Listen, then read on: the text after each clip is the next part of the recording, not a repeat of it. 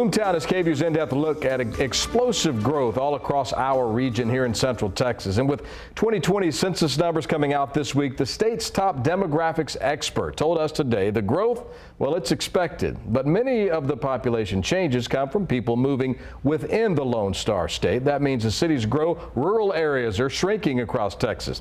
KVUE's Mike Maroot joins us now to dive deeper into the changes happening all across Texas. Hello, Mike.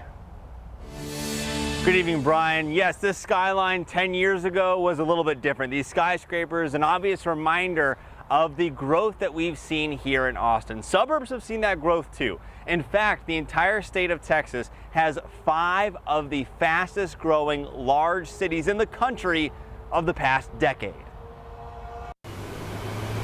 The streets of downtown Austin are getting crowded. We're growing more than many other Texas cities, growing more than many other U.S. cities. While the capital city added nearly 200,000 people, Texas gained nearly 4 million. What we haven't really known is what's happening at the local level and in terms of demographic composition, so by sex, by age, by race, ethnicity. Lloyd Potter, the demographics leader for Texas, expected this growth.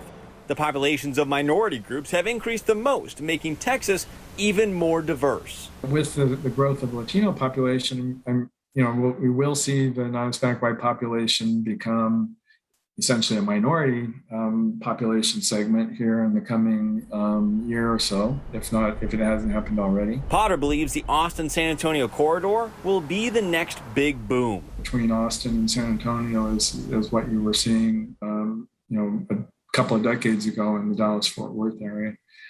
So I kind of see that, kind of becoming a mega metro area over the coming 10 years or so. But as cities grow, rural populations in between shrink.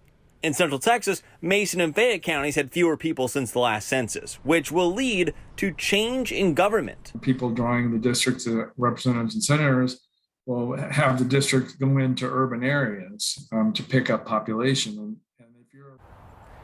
Lawmakers this year will be redrawing lines for congressional seats, state Senate seats, and state House Representatives seats for the redistricting process. In fact, because of the growth in Texas, we have 2 new congressional seats. And the expert I spoke with today believes that those seats will be going somewhere along Dallas and Houston because of the growth they've seen in those cities specifically.